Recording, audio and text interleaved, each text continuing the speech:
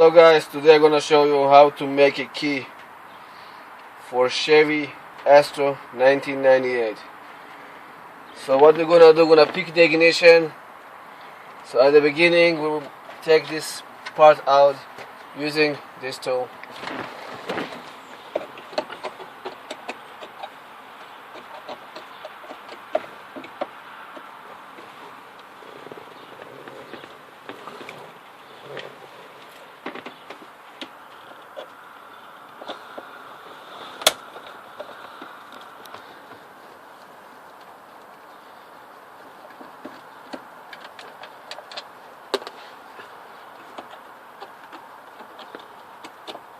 There are only two screws that hold it.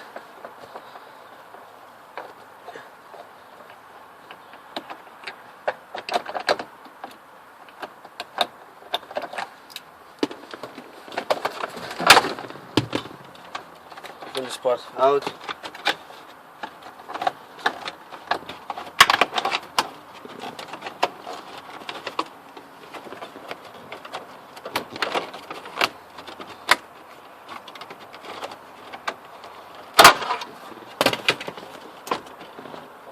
Then we have two more screws that we have to remove it.